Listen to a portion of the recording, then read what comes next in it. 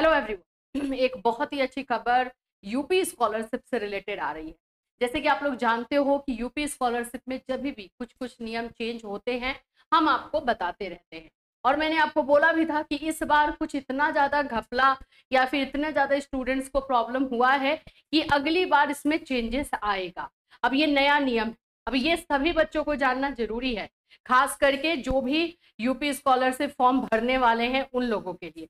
साथ ही साथ में जिन बच्चों को अभी तक पैसा नहीं मिला है यूपी स्कॉलरशिप का, और खास करके जो है कॉलेज की लापरवाही, अधिकारियों की लापरवाही की वजह से उन लोगों पे भी एक्शन लिया गया है और उन बच्चों को अब पैसा मिलने वाला है। तो ये बहुत दोनों जो इंफॉर्मेशन है आप लोगों के लिए काफी इंपॉर्टेंट है, जानने वाली है। तो चलिए इसको डिस्कस करेंगे इस वीडियो में अच्छी तरीके से।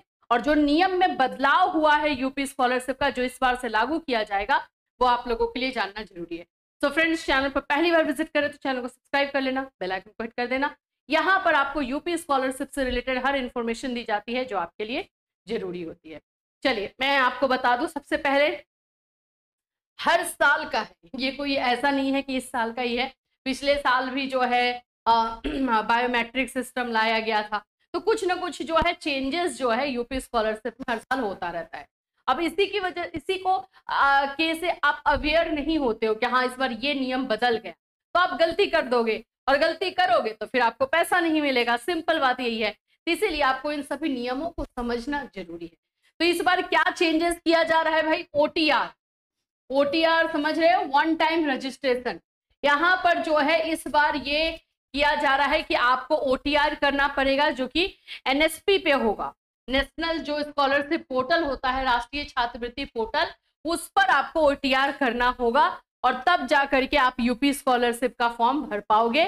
उसमें आपको ओटीआर नंबर मिलेगा और फिर यूपी स्कॉलरशिप का फॉर्म भरोगे। तो ये बहुत सारा जो घपलेबाजी या फिर बहुत सारे जो प्रॉब्लम्स हो रहे थे उसको लेकर के किया गया है। तो ये एक नया नियम जो है लाया जा रहा है। अभी जैसे देखो, अभी ये नियम के बारे में विचार किया गया है और बोला गया है कि इस बार से लागू किया जाएगा।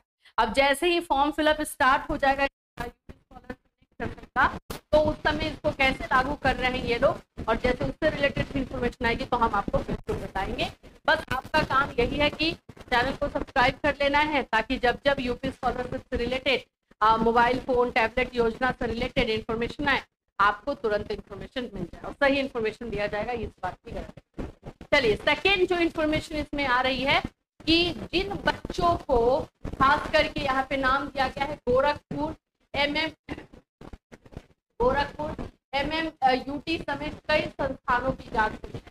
एक्चुअली में कुछ जगहों पर कॉलेज की तो लापरवाही हर बार होती ही थी। हमने देखा भी था कि कॉलेज वाले जो है बच्चों का फॉर्म फॉरवर्ड नहीं करते हैं। तो वो कॉलेज वाले को दया माया भी नहीं आता है। बच्चे जो है दौड़ धूप करते हैं, फॉर्म फिलअप करते हैं, सारा फोटो कॉपी निकालते हैं, कॉलेज में जाके लंबी लाइन में खड़े रहते हैं, जमा करते हैं एक उम्मीद से इस फॉर्म को जो है आगे बढ़ाया जाएगा और उनको स्कॉलरशिप मिलेगा। ये उम्मीद ही होती है ना। लेकिन ये कॉलेज वाले उसको ऐसे उठाते हैं, रद्दी की तरफ फेंक देते हैं कि उनको लगता है कि हमें क्या फायदा है, क्योंकि पैसा तो डायरेक्ट बच्चे के अकाउंट में आएगा।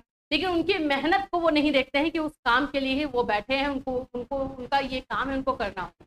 तो अब बहुत हुआ, अब ऐसे कार्यों पर एक्शन लिया जाएगा। और कॉलेज वाले तो करते ही थे, इस बार ऐसा भी देखा गया कि समाज कल्याण विभाग वाले भी बहुत लापरवाही किए हैं। मतलब बच्चे का फॉर्म कॉलेज से फॉरवर्ड होता है और आपके डिस्ट्रिक्ट के जो समाज कल्याण विभाग है वहां जाता है, तो वो समाज कल्याण विभाग डिस्ट्रिक्ट में गया, वहां से उसको फॉरवर्ड लखनऊ नहीं किया गया। ये इस बार का प्रॉब्लम ज्यादातर देखने को मिला है। तो जो अधिकारी ऐसा किए हुए हैं उन पर एक्शन लिया जा रहा है और जांच बैठाई गई और उसमें वो दोषी पाए गए हैं और उन पर अब एक्शन लिया जाएगा। ये अच्छा काम हुआ है। हम लोग देखो, ये वीडियो आज का बनाने का बस यही है कि ऐसा काम अगर गवर्नमेंट करती है तो हम उसे अप्रिशिएट करेंगे, ताकि इस चीज को और आगे बढ़ाया जाए और सभी बच्चों को भी नॉलेज हो कि अगर हम कंप्लेंट डालते हैं तो क्या आपके कॉलेज वाले हैं, क्या समाज कल्याण विभाग है, अगर वो गलत कर रहे हैं तो उस पर एक्शन लिया जा सकता है।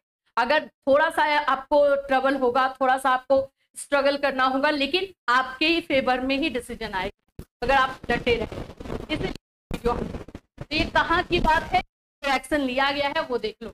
छात्रवृत्ति और शुल्क भरपाई के भुगतान में देरी के लिए जिम्मेदार अधिकारियों व कर्मचारियों पर कार्रवाई होगी।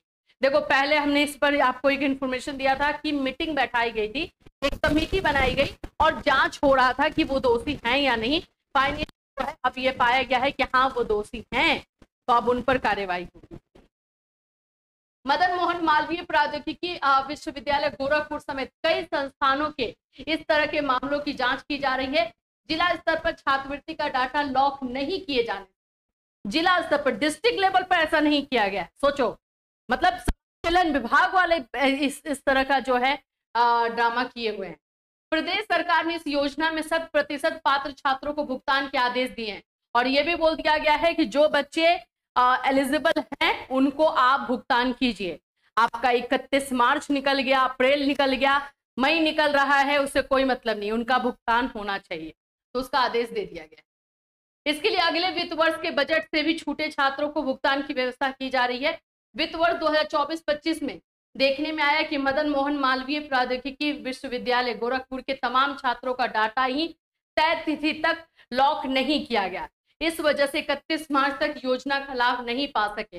प्रकरण में उच्च स्तर पर शिकायत हुई। अब देखो ये भी बात है कि आप कंप्लेन करोगे तभी बातों को सुना जाता है, तो ये बहुत हाई लेवल पर जो है कंप्लेन हुआ था इसमें। तो 2 मई तक भुगतान हो सका है। शासन इनकी जांच करा रहा है कि किसी तकनीकी कारण से डाटा पोर्टल पर शो नहीं हुआ या संबंधित अधिकारियों की लापरवाही रही और इसमें पाया गया। ठीक है, रिपोर्ट आ गई है और इसमें सारी चीजें आई हैं। अब देखो, तो इन स्टूडेंट्स को राहत मिली है और उनको अब जो इस MMMTU से रिलेटेड हैं और उनको नहीं मिला है उनको दिया जाएगा। ऐसे और भी संस्थान हैं जहां से कंप्लेन गया था, उन पर भी कार्यवाही हो रही है, उनको भी मिलेगा। तो ये तो एक अच्छी चीज है। ठीक है, अब OTR के बारे में जो मैं आपको बता रही थी, छात्रवृत्ति और शुल्क भरपाई योजना में अब छात्रों के लिए एकल पंजीकरण अनिवार्य होगा। इसी को बोलते हैं OTR, वन टाइम रजिस्ट्रेशन। गड़बड़ियां रोकने के लिए चालू वित्त वर्ष में यह व्यवस्था लागू करने की योजना है।